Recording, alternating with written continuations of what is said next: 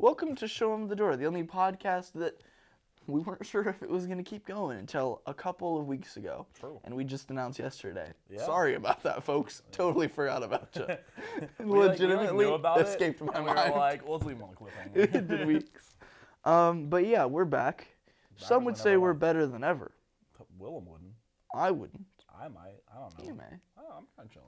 I don't know. You live with a cat that has autism rather than me now, so. That's an upgrade. Cat with autism. Person. Dude, I'm chilling because, like, all right, gang, here's my schedule presently. I'm taking, like, I have 4 classes. Yeah. Buddy. I didn't mean to do that for you. Dramatic. It's I'm 11 just a.m. legitimately tired. German fairy tales. Survey of jazz. An advocacy class that's just book club. You walk in after our reading and we're like, what does advocacy mean to you? It's been great. We've just talked for like an hour and a half every single time. And then I'm taking the one... What? And what does advocacy mean to you? It's an advertisement. Oh, okay. And then the last class is the one I actually need to take to graduate, which is psychology of thinking, which makes me want to blow my brains out. Who teaches that? It used to be the horrible woman that nobody liked at Vandy campus. You know, like Classic. you know that? You know which one I'm talking about? No. It was A like horrible woman. it was Nobody liked. like it was so bad that like my advisor said, "Don't take this professor." Like she was universally hated. Bummer.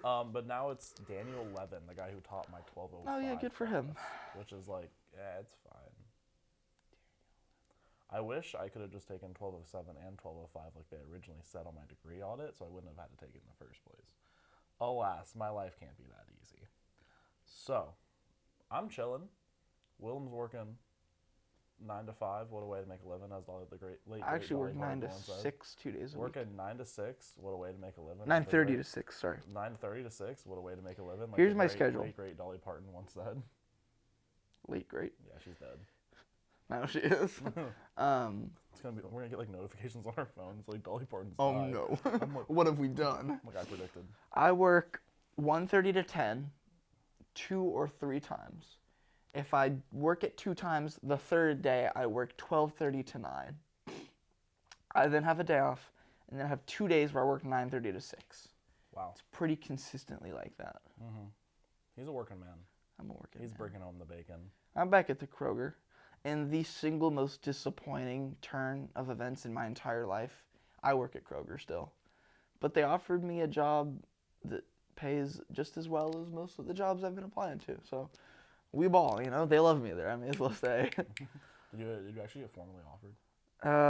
It's not really like that. It's more they're just gonna put me in that position in about a week or so.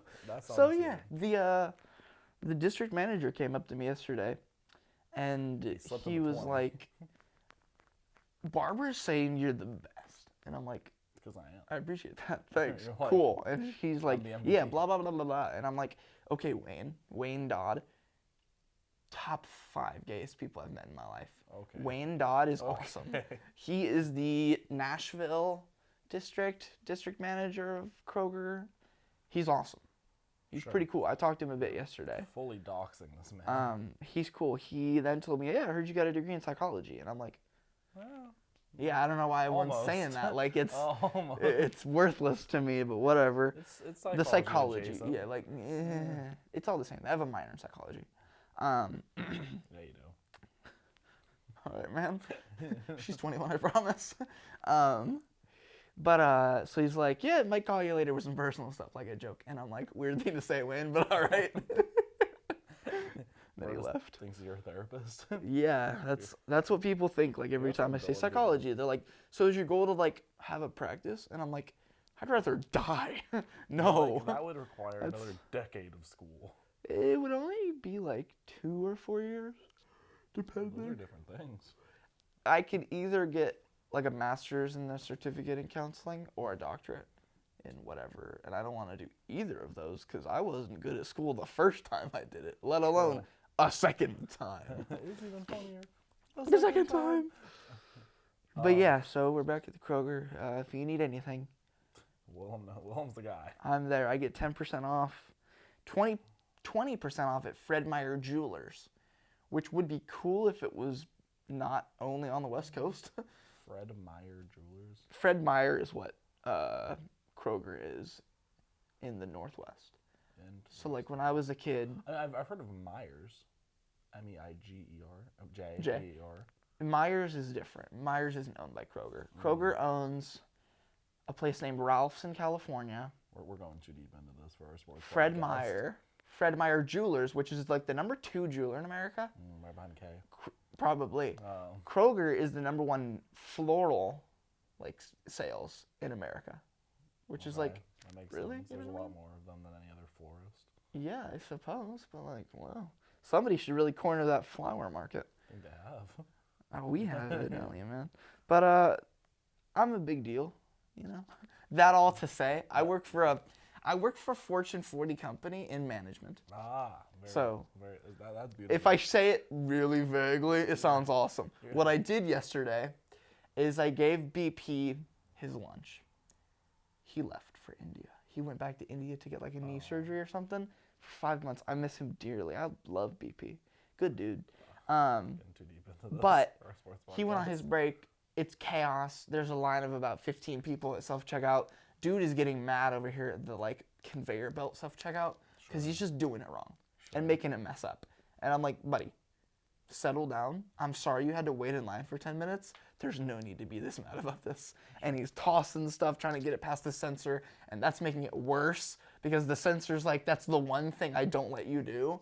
So then he's messing it all up. It took him like 30 minutes to do it. He's walking away, grabs his 12-pack of Sprite, drops it, hits the floor, actual like geyser up. It was insane.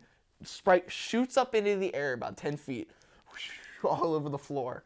He throws it in the trash and leaves. And I'm like, he didn't even go grab another one. He's that mad. He's that pressed about waiting in line for 10 minutes and then the self-checkout thing being difficult. And so I'm on my hands and knees cleaning up Sprite for $15 an hour because I haven't gotten my raise yet. I'm like, if I wasn't going into a different position, I'd leave right now. Here's the thing, though, dog. I haven't taken Lexapro in about a week because I'm out of it. Sounds dangerous. I'm trying to get off of it because like I don't want to take it. I feel like fine, if not better. I'm sure it's like correlation, not causation, but I've felt like mentally better since I've started not taking it. But I'm going through horrible withdrawals. Legitimately, dude. The symptoms are insane. Like when I look this way and I turn to look at you, I can't describe it without like, you know, experiencing it, but it feels like it's like delayed and I go whoosh, and like my head hurts from this way to that way for a second. And like I'll have like full body tremors and like my skin feels funny and like I'm achy and irritable, and I'm like, legitimately, it's like I'm dying or something. So I wake up yesterday in the morning feeling like I'm legitimately dying. So I'm like, sure, the storm may burn down without me, but I'm gonna call out. So I tell Barbara, my boss, and she's like, okay, just call management. I call the front desk. My boy Caden answers. He's like, I'll transfer you to management. Management never pick up the phone. They don't pick up the phone, so I can't tell them I'm not coming. So I'm like, I guess I'll show up. So I just went to work anyways, dying, and then this happens. I'm cleaning up Sprite off the floor. Oh, everyone's so ruining everything. So I'm like, I wasn't even supposed to be here today. This is what my life has come to. I have a degree. They shipped me my diploma. Have I told you that? No. They mailed it to me. It was one of the worst events of my life, is seeing my diploma sitting in my room after coming back from Kroger. It's like bent and shit. And I'm like, wow. Can you imagine, like, they shoved it in your mailbox, it's, like, a little too small, and it's, like, there's, like, a crease in the middle. They're like, they made it a You want your diploma hot dog or hamburger? Ugh, that would be rough. But that's my update. Yeah. Sports updates. We have plenty. We have a few. We actually have basketball of both varieties, women's and men's. Yeah, I don't think there's any one major. And one. Yay! My sound effects there were pretty good. I think we can start with the men so we end on a pleasant note. Yeah. The men have lost like 3 straight games, if not 4. We beat Dartmouth, thank God. The thing is That's like... cool. Yeah. for my entire freshman year, I was thinking, I hate this. I should have gone to Dartmouth. So that's ironic that we beat them now. You're an odd guy. Yeah. It was Princeton, too. I was like, I'd be so much better at Princeton. Like, it would not. No, it wouldn't. I was the problem. It wouldn't have been better. The issue was me. It would have been cold up there, too. Yeah, but I like the cold. Nevertheless, the issue that Vanderbilt has is if we want to ever be competitive in any game, Ezra and Tyron have to play out of their mind. Yeah. And Ezra does because he's a dog. He's him. Tyron only half does sometimes. The boy's tore his ACL, 7 times? Like, what can you expect? He hasn't been hurt since, like, I guess he had, like, a little thing in the off season, but, like, nothing, like, major. Yeah. I'm sitting here, like, we paid this man probably a lot of NIL money to retain at Vanderbilt. And bro is like, I'm average about 10 a game. Like, I don't get it. I'm going to regress real quick. Yeah, like, hold up. You know I had to double it, and by double, I mean half my points per game. Nevertheless. Double my missed shots. Yeah, exactly. I'm sitting here, and I'm like, okay. And then it's compounded by the fact that we just don't have a center. Like, we have Vin Allen Lubin, who I think he's very good. Yeah. He would be a very good 4 or 3. Yeah. We got Colin. And then we have, no, we don't. We had Colin. We had Colin, but then bro's Achilles. Do you think so? What do you think it sounds like when it snaps? No, not much of a click. You can see it in the calf. Like, have you seen like Achilles tear videos? No. It like ripples up the calf. Like it's like when Aaron Rodgers tore his Achilles, he stepped back. You see it snap and you see it like ripple up. And so I have to imagine it's like a yeah. I feel like if you were like really listening, nevertheless. So he's gone. You're down there like. Lee Dort is still suspended indefinitely from the team. He still goes to school. Yeah, he is in my German fairy tales class. Out. No, because the charges got dropped. Really? All charges were dropped, as well as the order of the case. Yeah, as well as the order of protection that the girl had put out on him was also dropped. That's a terrible thing to hear. Yeah. This is bad news. But we might get a center. This is bad news. No. They're not taking him back. He's never going to play ball again. You don't think so? No, dude. Are you kidding me? I don't know. That was like a big deal. I mean, I'm aware. Like, the charge that they got him on is way worse than some other things. Like Chris Beard, do you remember that when it was domestic abuse? That was just like some little thing. His was aggravated assault. Yeah, I don't know. We'll see. He's still suspended from all team activities from the last update. I can't believe they didn't kick him off the team officially yet. I've heard him talk in class a couple times. I bet he has a deep voice. He has a really deep voice. I knew he would. One, he has a really deep voice, and two, like I don't know exactly where he's from, but I think it's somewhere like kind of deeper south, and I can't understand what he's saying. It was also because he was like kind of talking low. It was like 9 a.m. He was talking about a fairy tale. He's like, he very clearly is like, this is the class I'm in because it's like an easy A, which why I'm in the class too. That's fair, man. But like the professor was also like a generational op because we're sitting there and like his group, like somebody else is like presenting like their interesting fairy tale in our discussion because our discussion class was just talk about your fairy tales with a small group, then we'll share them out to the class. That was all we did. I saw Shrek one time. I think that counts. It had to be a Grimm fairy tale, like our brother's Grimm. And so I think Bryce, who was like, we had accidentally excommunicated to the other side of the room. He was in a group with Lee. He presented his thing. Oh no! It was the other group member. It was this other girl. And then the professor goes, Lee, what did you think about that? And I'm like, bro, it's 9 a.m. You ain't gotta do all that. Out like that. And she hadn't done it the entire rest of the class. Yeah. Like nobody else got like singled out. Lee said something for about 15 seconds. Didn't get a word. And then she goes, anything else? And I'm like, what kind of op are you? Yeah. And then she heard. Yeah, for real. And then like generational op, genuinely. And then after about 5 seconds of silence, Bryce like saved the day and came in with like a comment. So like, appreciate that one, big dog. I've heard a similar thing about Chris Pierce. He's from Louisiana. Oh. And like, he's got an accent. Yeah. You can't tell what he's saying. Nevertheless, so the men's basketball, we've lost to LSU. Jordan Wright really didn't have a great game though. He like I think he had 15. I do legitimately pray on his downfall. I I did feel bad about it for a little bit, but I don't anymore. I don't pray on his downfall. I hope he has success, but he's not going to the league. Are you kidding me now? He I think he went like 4 for 13 shooting, but he had 7 of 8 free throws. So like, you know, he got his 15, but like was really that efficient. From the stripe. You know, we lost. I thought we had a really good game versus Alabama though. I don't know if you watched the Alabama Vandy game. I haven't watched a single men's basketball game for Vanderbilt this entire season. Wow. Out of like choice. Wow. I can't handle it. I can't handle stuff like that We anymore. cover the team. I know. That's I like legitimately our job. can't handle losing. That's what happens when your team wins for 10 years and then they disappoint you every day. Are you talking about Gonzaga? Yeah. Wow, yeah, I guess you were spoiled. All my teams I lost was growing up. spoiled. Like, that's all. I didn't like sports other than just seeing us win. All I knew was loss for a long.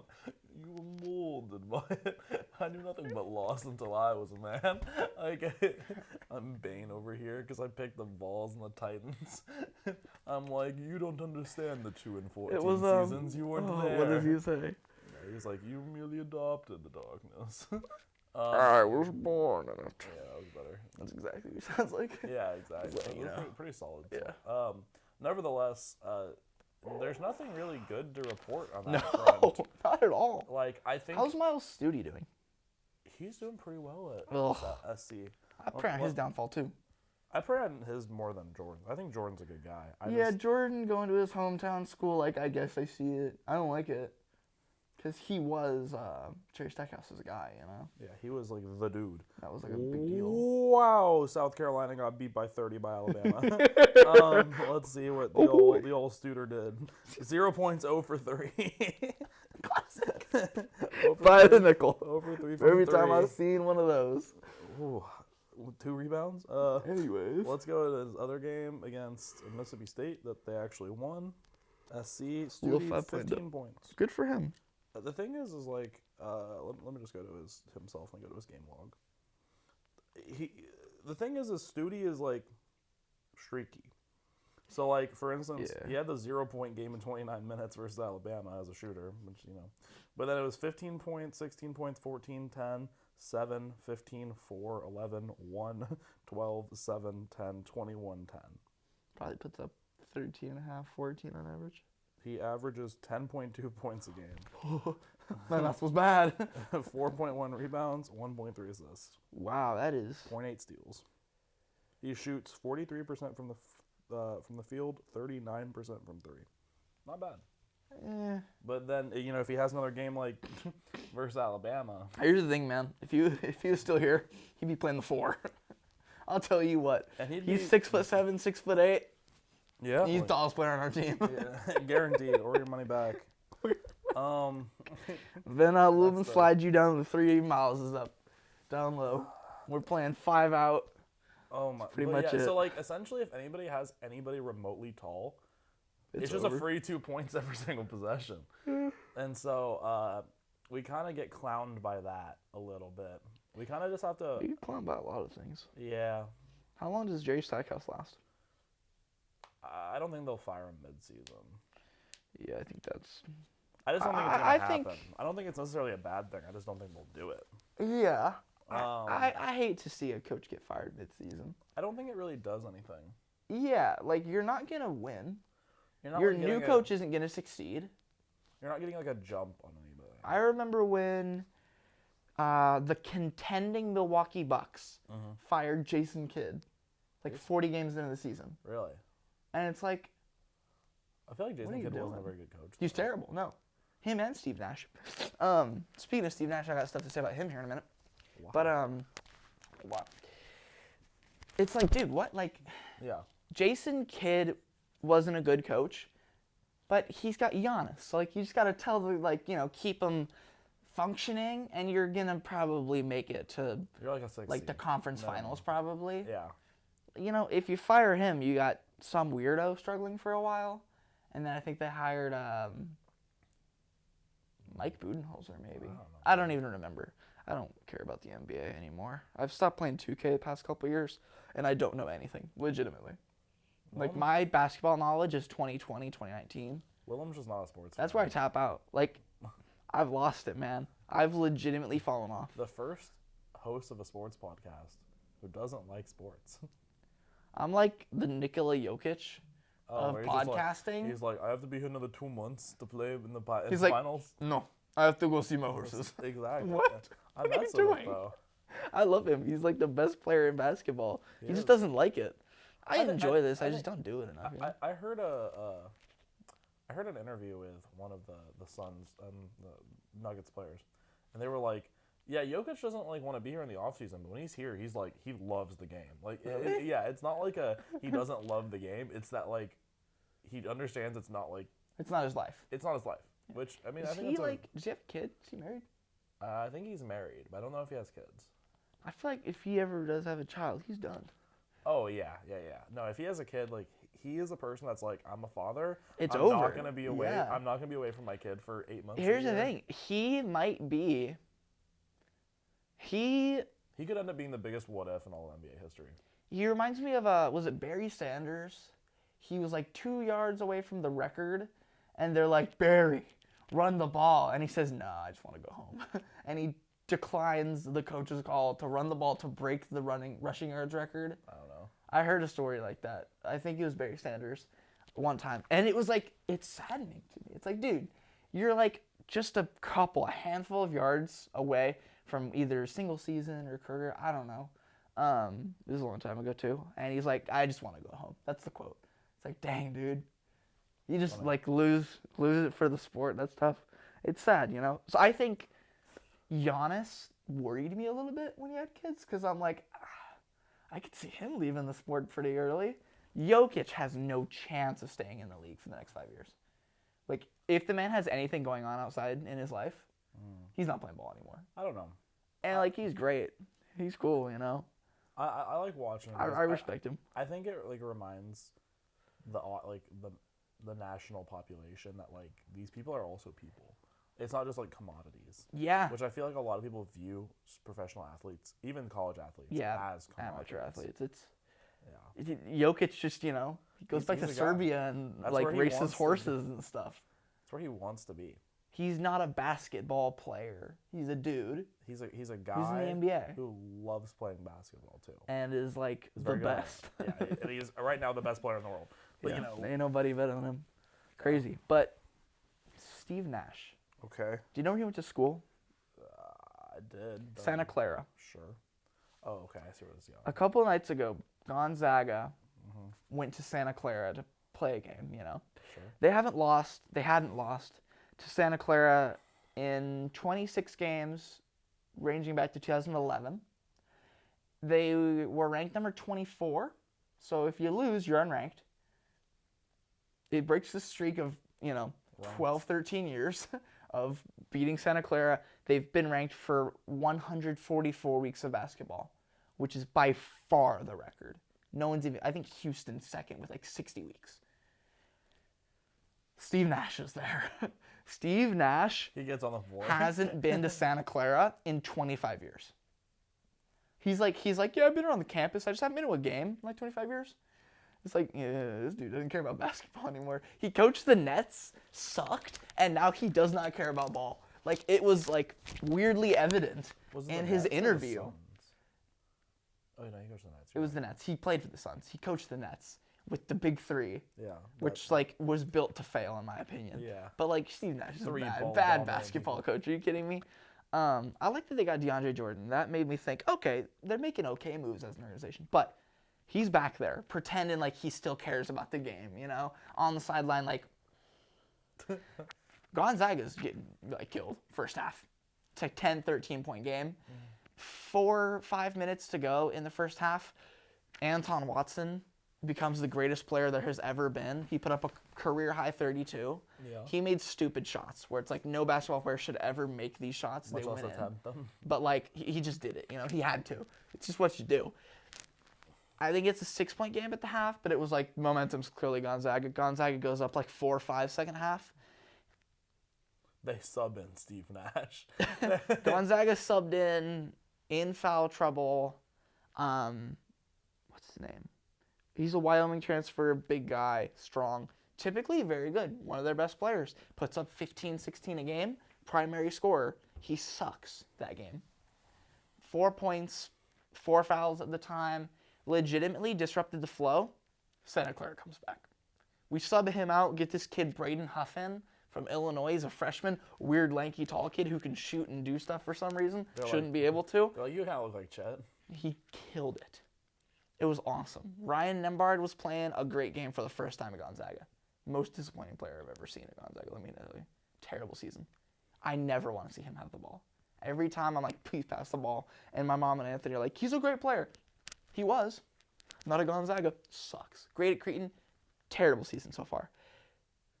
The good players are in, the guys that are performing well, and it just kind of starts falling apart. The arena is going crazy. Steve Nash is there. They gave out like a bunch of number 11 jerseys, kind of like they did the 32 jerseys for Shane Foster, but they looked higher quality. So I'm like, they dumped a good amount of money to give away these jerseys. Fair enough, man. I mean, one of them is like the best point guard, one of the best point guards of all time. Top 5, yeah. And one of them is like one of Two-time the best Vanderbilt league MVP players of all time. Yeah, it's a little different stakes.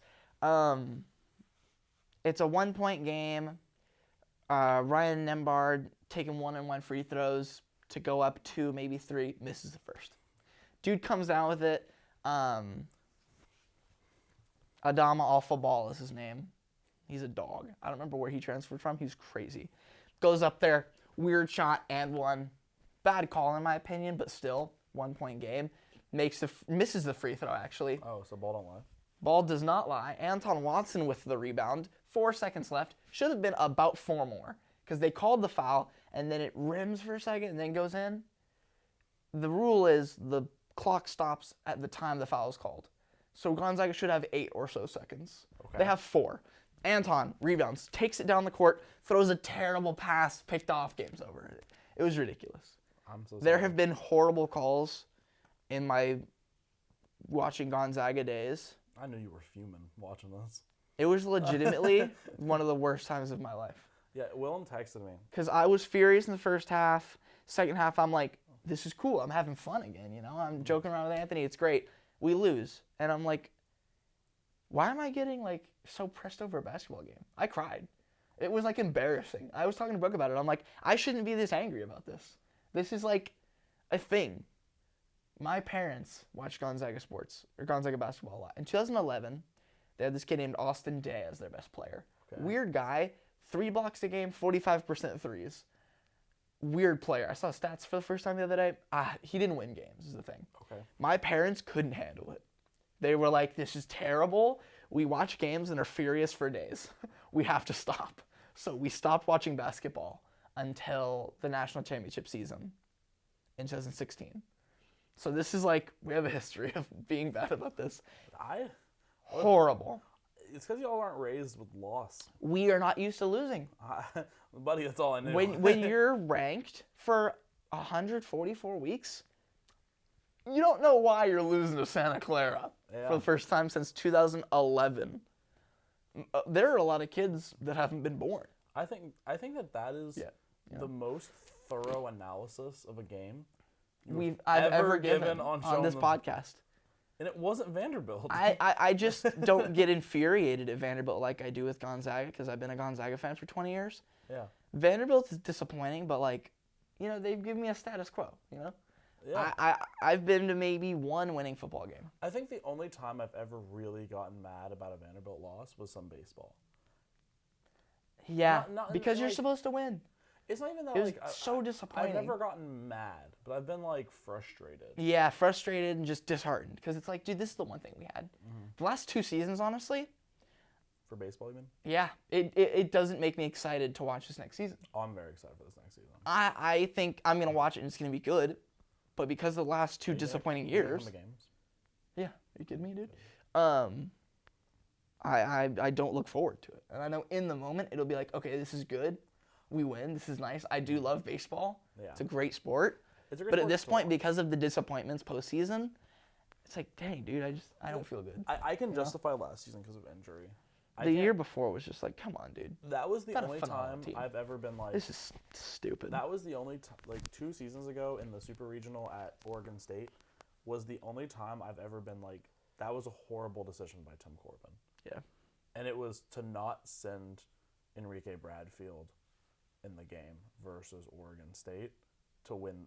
We were down 1, 0 outs. Enrique Bradfield gets on first. At that point, you got to send him to second with this really terrible catcher they had, and then you can sack bunt, sack fly. You just make things happen the way that it's happened all season. Right. And the boy's on the bag the whole time. He just didn't steal, and I have no idea why. Because like, I think that it could have been the most telegraphed thing in the whole world, and he still would have gotten the base. Yeah. And he's at the Orioles now, so. Good for him. Good for him. We don't really. I mean, we have people who can steal bases, but not like. Not like him. Enrique. That's just generational. My boy Tim that I work with is buying an Enrique Bradfield signed card. They just put out the first one of his that he signed. They're cheap. I kind of want one. Weirdly cheap. And he'll be good eventually, so it'll be like worth some money, I think. Yeah, I think that that's a good investment. It is. Yeah. Nevertheless, we should get to women's basketball. Yeah. Women's basketball is currently 16-1 with the one loss coming to NC State that we broke down last season on Show Em The Dore. Good loss. Yeah. Happy about that loss. Not a bad loss. I think that's the best. If you gotta have a loss, that's a good. Do it to the number loss, 6 team in the nation. Coming at back in their the end stadium in North Carolina. Only down like 6 or 8. They just lost the other day. Did you see that? Mm-hmm. They're down to number 6 in the nation, which is they were up like number 4, 3. They're still a darn good team. They are a great team. Nevertheless, we almost I'm not gonna say we almost beat them because I mean we were down the entire game. It wasn't a game that like we really felt like we were like winning. But no, not until the end. Heavy comeback. Yeah. Never within reach, but like that gives you hope. Yeah.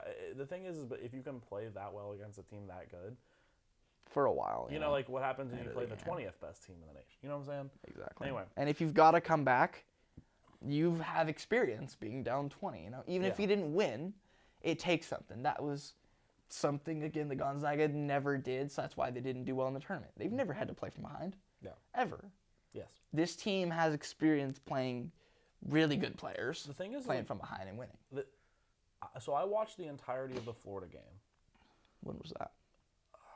It was the day I got to campus. Because I got there and I immediately threw all my stuff in the living room and turned on the Florida game. I think Anthony and my dad went to that game too. It was a good game. We had a terrible first quarter. We were down like 9. But then, like, we didn't have a quarter that we, like, lost in points after that. One girl on Florida went crazy. Yeah. She had, like, almost 30. Jordan had 20. Jordan had 20. Ayana had 24.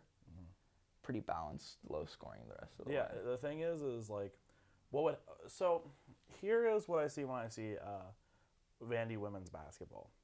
We have really pesky defense. Like, we don't have, like, Sasha's our biggest player. Yeah.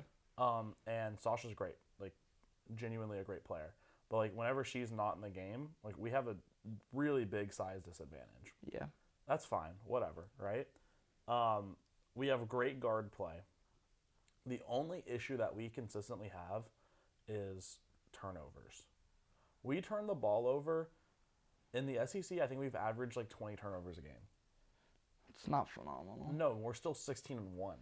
Like if we can just half that number, we're blowing teams out by 50.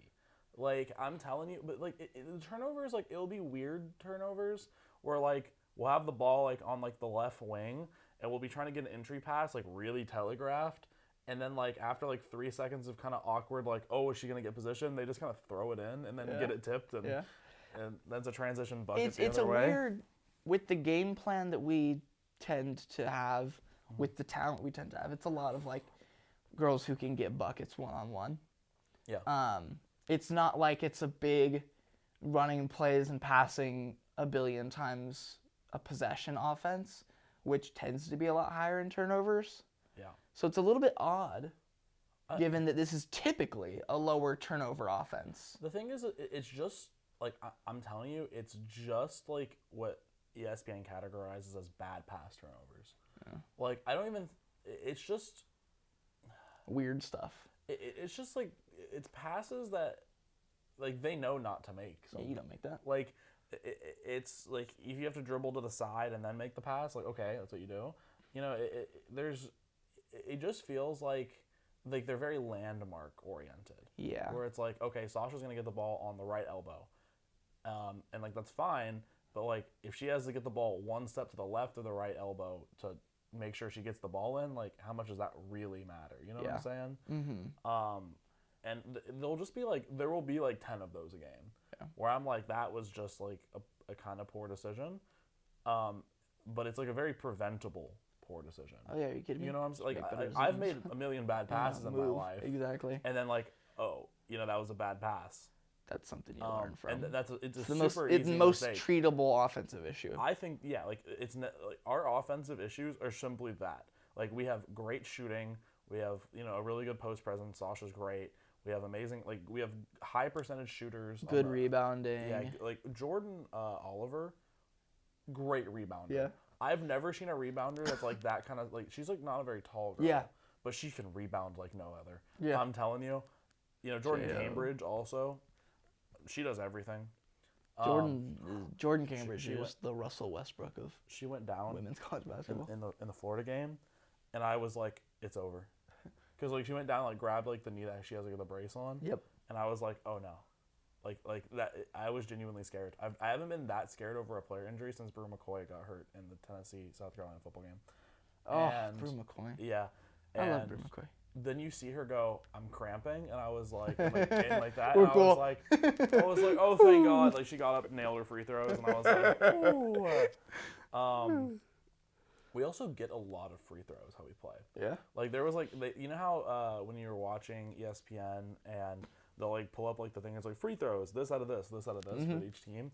For Florida, it was like 5 out of 7, and then you look over and it's like 17 out of 22, and you're like, hold up. That's stuff that like James happens against Gonzaga a weird amount. Yeah. Where it's like Gonzaga has 2 free throw attempts this half. The other team has 20. And it's like, what? Why does this happen? It's cool to be on the other side. Where it's like, all right, it's 60 to 67. We've got how many points off? 30. 30 points at the stripe. That's cool. Very good. I love that. It's just funny. But like every game that we had played in the SEC, like with Mississippi State, where Bella Chance had to make 2 great Show Em The Dore alumni. We were up 61 to 60, and then like dub of a floater got up to 63-60. She got a defensive. It was literally the Bella Chance 2 minutes of the game. Yeah. And she came down, got fouled. 65. It might have been 65 to then 67. Either way, 4 clutch points with like a minute and a half left. I know Coach Ralph was talking about that post game. It was genuinely because that just seals the game. It was just takeover time. Yeah. Like she had like the red circle around her. I'm telling you, she was just going nuts. I also I'll be looking through box scores, and a lot of our smaller guards rebound so well. Yeah. Like in the limited minutes that Bella got in that game, I saw like 3 like Bella LaChance defensive rebound, and I'm like, she's a relatively small girl. And then it would be like Iona Moore defensive rebound. I'm like, oh my God, you're I'm like, I'm hyped for you. Like that's we're not a team built to rebound. No, not in the slightest. Which means that it's a lot of effort I'm sure they're putting into it, and so very kudos That's to the them. same with defense. I think is we don't have a stereotypical defensive team. Mm-hmm. It's just everyone plays hard. Yeah. And that's it. We're just I think the best word to describe our women's basketball defense is pesky. Yeah, because it's not physically imposing or anything. It isn't like we're knocking you out of your set. It isn't like we're amazing shot blockers or shot effectors. Yeah. We're like you know how they always say that when somebody's really tall, the best thing you do is get into their legs? Yeah. We do that with just everybody. And people don't know how to handle it. They'll make bad passes. We'll jump into passing lanes. We'll get a lot of turnovers. We'll get a lot of tipped balls. I've seen more active hand usage in defense and lanes in our women's basketball team than I have in any other team I've ever watched. Yeah. That's a really risky way to play defense. High risk, high reward when you're jumping lanes like that and playing like that. And it's not, as far as I know, resulting in a lot of open shots which is what that defense results in a lot of the time. It's a little bit more forgiving in women's basketball That makes because sense. shooting percentages are just a little down. A little lower. Yeah. Still, it's evident of good coaching. Yeah. No, I And think a rounded. well-rounded, well-running team But where you've got players making plays like I this. think what's cool though is that Shea Ralph allows the players that are really talented on defense to do that. Like for instance, Jordan Cambridge is a Jordan may be the defender. best defensive player I've seen play basketball. I think I can agree with that. Yeah. Like she is genuinely amazing. Yeah. And she's given free reign to do like almost whatever she wants in that defense. She can do anything. And it's great. There was I think there was a time that they had her like in the middle of a 1-3-1 zone, where she's just like, I don't know if that was the case. Like I think I might have just been looking at it might have been like in a transition. I'm not really sure, but she was everywhere. Yeah. And I was like, this is great. Like this is exactly like if her role is I'm gonna run around the court and affect as much as I can in an offensive set. That's pretty cool. I love that. You know what I'm saying? Because she can do it. A shot guarded by Jordan Cambridge is a lower percentage shot.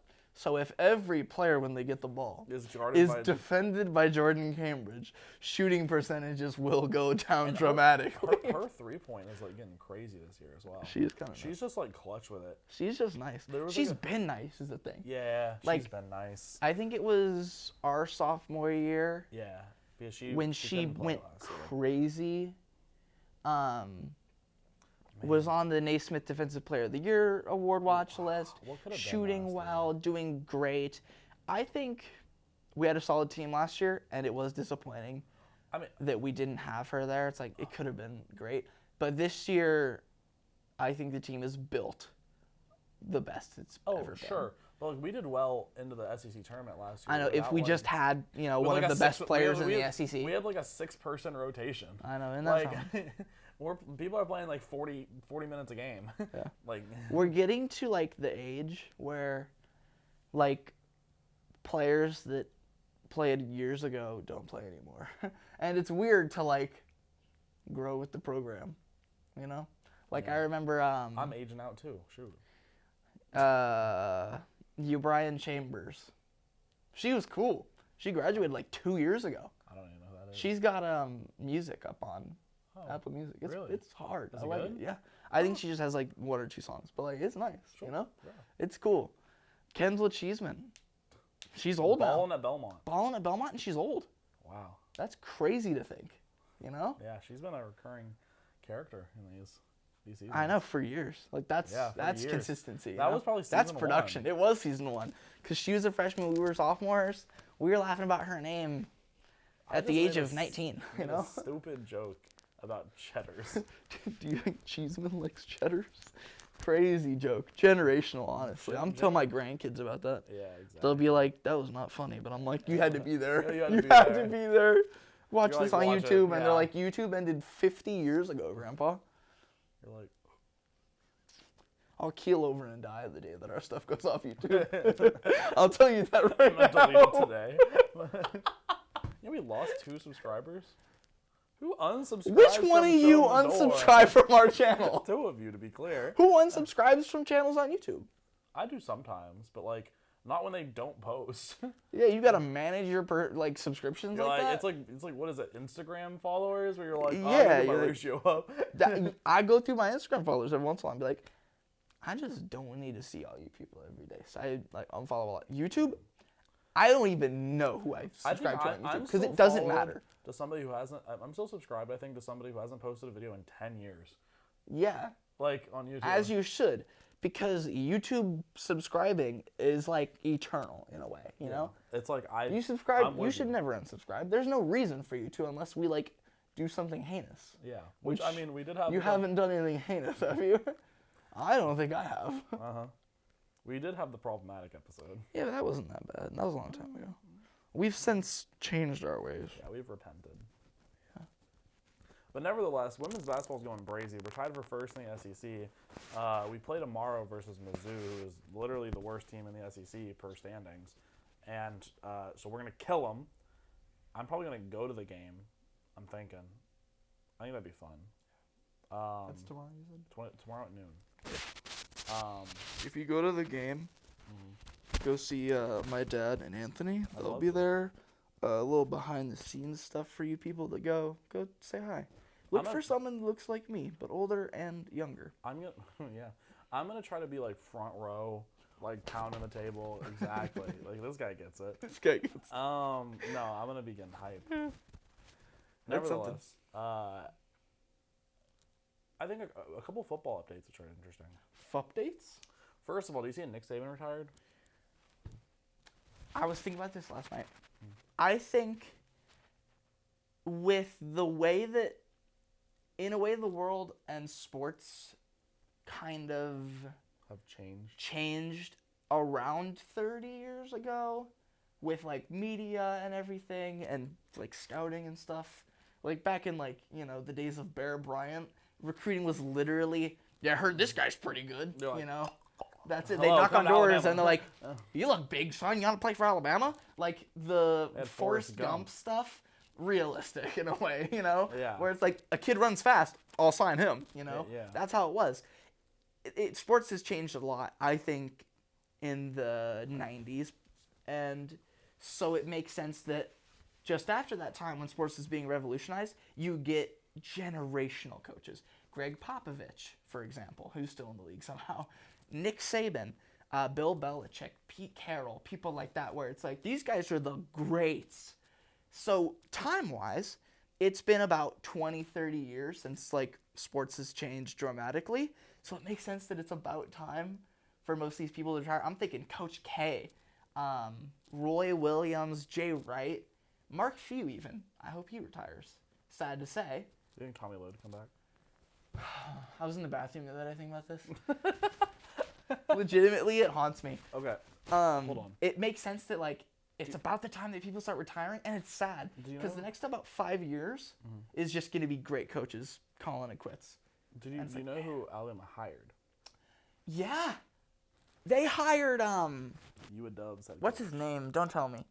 It's something stupid that I don't like. It's spelled funny and It's it sounds funny. like Coburn or something. It's like KO something. I don't know. I don't know how to Yeah, pronounce it. they hired Washington's head coach. The issue is and I think it's kind of funny. So, I saw a tweet today and it was like, the average season at Washington, they've gone 10-2, right? Like they had a good season last season. Yeah. They go 10-2. They were like 10-2 at Washington gets you a pay raise and an extension. 10-2 at Alabama gets you fired. Yeah. And I saw a tweet. Someone was like, Alabama fans are going to riot when they lose 2 games this year. exactly. It's gonna be crazy. Under head coach. And there's people transferring out of Alabama like nothing else. Ethan Barr transferred from Washington. From Washington? Like he went to Washington, and he's now transferred from Washington. Dude, really? Ethan Barr to Alabama line. Wow, I wonder where he's going to go. I don't know. Does it make sense that Coach Lee is, I ain't going there. You kidding me? Yeah. For my last year of college football, I am not going to some first-year coaches program. They're going to rehire Jimmy Lake, the coach they had 4 years ago that my mom went to high school with, that hit a kid on the sideline, and they fired him. He actually only pushed a guy. I think it should not have been a fireable offense. A dude was running from, like, a fight.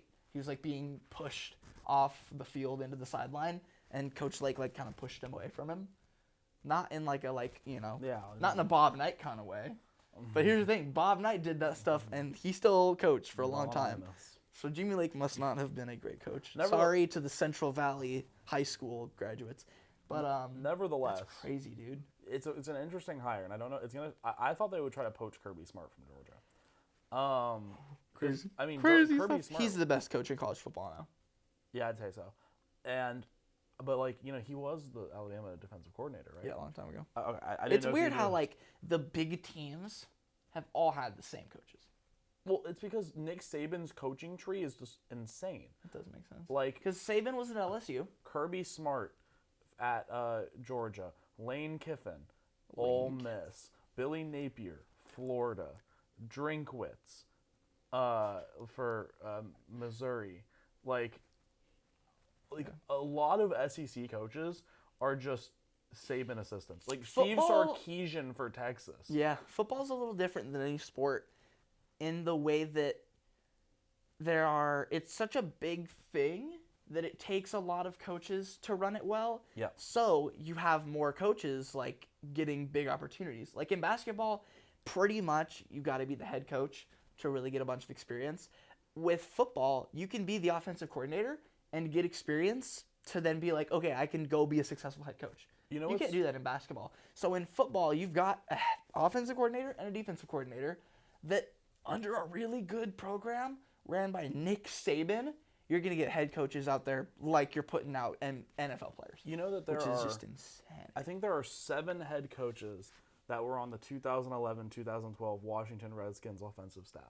Yeah, it was How many the head coach was Okay, I'm going to say head coaches for next year because there's a lot of people that can get off that. Sorry, continue. They had Cliff Kingsbury. He was their quarterbacks coach. I don't think that's that. I don't know if that's the case. Who's the? Because that's an entirely different offense. That's an air raid offense. Kingsbury coaches the 49ers, right? Kingsbury does not coach. He used to coach the Cardinals. Then he so went the to Thailand. 49ers coach, I mix him and Kingsbury up just their name. That's crazy. So that is. Do you want to know who the head coach of who was the head Washington coach of the Redskins? Mike Shanahan. Mike Shanahan? Mm-hmm. Who's he coach? He doesn't coach anymore. He retired?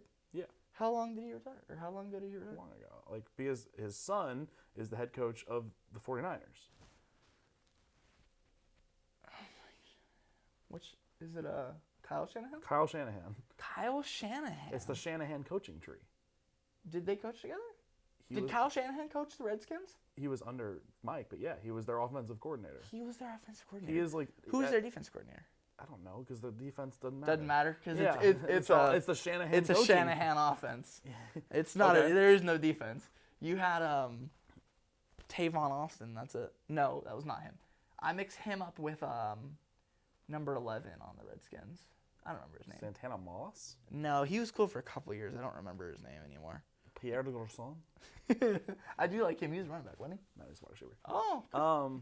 Who else was in the Shanahan? The Shanahan coaching tree and current head coaches consists of Kyle Shanahan, coach of the 49ers. Sean McVay, coach of the Rams. Sean McVay? He's old. No, he's not. Who am I thinking of? The old Rams coach. The guy that kind of Jeff sucked. Fisher? He coached the Titans, didn't he? Yeah. Most mediocre coach ever, but like... Yeah, 9-8. Madden hyped him up so much 8-8. in that one game that I thought he was the best. Nevertheless, Sean McVay. Sean McVay. Zach Taylor, coaching the Bengals. Ooh.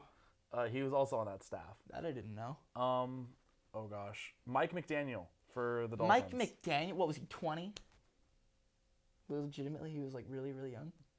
Because he's got to be, what, like maybe 40? They were all on the 2011, 2012. Oh my gosh. I can't believe Mike McDaniel has had a job since 2011. He's not that old. He's had a job in professional football since 2000. What's his name? Mayo. Gerard Mayo. Gerard Mayo just got the head coaching job. He went to Tennessee. Really? Good for him. He's the youngest coach who, I saw something. Who is it? Joe Flacco. He was drafted like 10 picks behind Joe Flacco. Mm-hmm. And so now Joe Flacco is playing in a playoff game. Ballin'. And Gerard Mayo just got hired as head coach.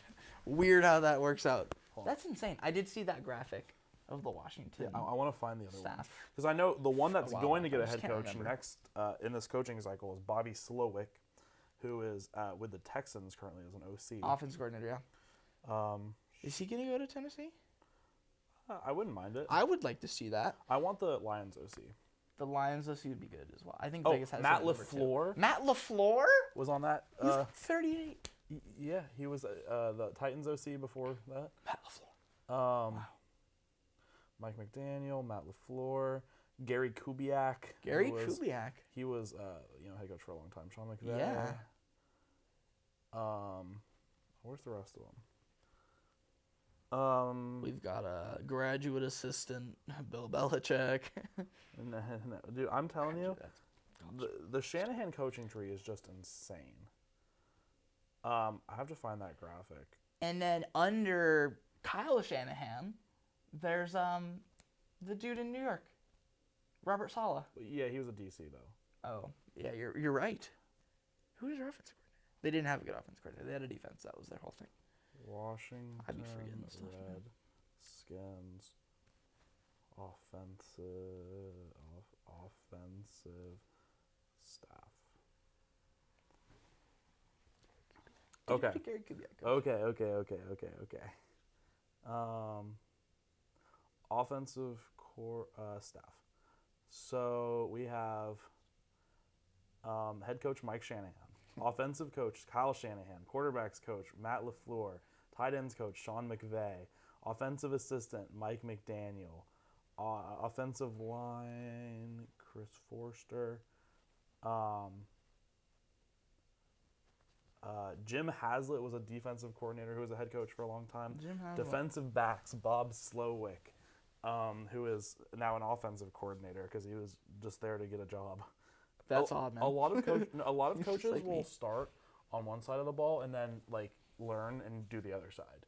Like he's an offense. Like they didn't have another thing. I also think, Dude, if only like jobs were like that. Where Yeah. I'm like, I worked at Kroger for a little bit, but like I'm gonna change it up now and go into finance. You know, Yeah. I started on the defensive end of the ball, so I know nothing about offense, but I got some experience over here, so now I'm gonna coach your quarterbacks. well, the thing is Bobby Slowick, who is a immensely popular head coach hire right now. Like I think he's probably the second biggest name on the market behind the Lions OC. Who did he coach? He is the offensive coordinator for the Texans. Oh, okay, yeah. He, I mean, his dad was like a big coach in the NFL. Like he's been coaching his entire life. Yeah. I think that there are three candidates I want the Titans to hire. I number one want Ben Johnson from the Lions, Lions. and then 2 and 3 are between Bobby Slowick from the Texans, and then a guy named Brian Callahan, who is the offensive coordinator at the Bengals. I'd like that. The thing is the Bengals, I don't like Zach Taylor all that much, the head coach who calls the plays for the Bengals. I do think that I think Brian Callahan is the one that creates the game plans every week. Like it's come out that he has created the game plans every week. Yeah. And like their offense. So he doesn't call plays, but he's given the plays to be called. Yes. Okay, I was gonna say I don't think I would hire someone for a head coaching spot that hasn't called the plays. I would, but the thing is I just think the NFL's or just football really is just moving. You know, you don't have guys like Bill Belichick or Mike Vrabel in there anymore. You know. no. Anyway, I wonder what Mike Vrabel's gonna do. I thought he was gonna get the Patriots job. That'd be cool. But he didn't. That would like for some reason feel really right. I mean, he played for the Patriots forever. I did forget about that. He like got inducted to the Ring of Honor the past season. For the Patriots. He was really good. I didn't know that at all. Anyway, well, I think Good for that him. this has been an interesting opening episode. We've had of a season lot of 6 stuff. Show Em The Dore. Congrats, you guys, on hearing so much. Yeah, about a lot of general variety. sports. Yeah, a lot of variety today. I know this. I think this has been the most diverse, Various episode. yeah, In terms diversely informational episode. yeah, We've had some serious breakdowns of coaching, not at Vanderbilt, of college basketball, men's college basketball, 90% not about Vanderbilt. This has been a good one. yeah. And we'll be back next week because we actually have a full season. Isn't we got that insane? renewed.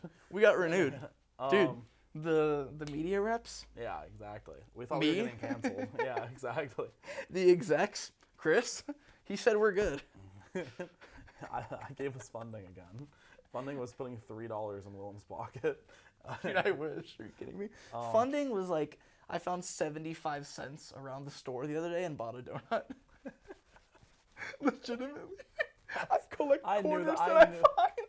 So that I can You're scrounging, you animal. A donut costs 89 cents. With my discount, I get it for like 70. So if I just find 3 quarters, I can eat a donut at work. Fuck. Okay. It's awesome. So if you ever go to Kroger, drop something for me. I'm begging Drop you, some man. quarters and let Drop Willem. some quarters? Oh, I found a coin yesterday. It wasn't even a coin. It was just a was a little button? circle of metal. And it was like, they tried to shape it like a coin to try to, I think, make it work as a quarter. Huh. It's just on the ground. And I'm like, this is a counterfeit. Like, legitimately, Yeah. I found a counterfeit coin. Star machines. our Coinstar machine doesn't work half the time, so Well, wouldn't be bad. Guys, it's been a fun episode. We'll We'll have more coming. Yeah. But I guess with that being said, from the Curb Center Studios, all the way from Nashville, Tennessee, for season 6 of Show 'Em The Dore. This is 6 in sign language, if y'all didn't know. Yeah, it is. I assumed it would be something like this. No, it's 1, 2, 3, 4, 5, 6, 7, 8, 9, 10. 6. This has been Show 'Em The Dore. 3, Bye, 6, guys. 9.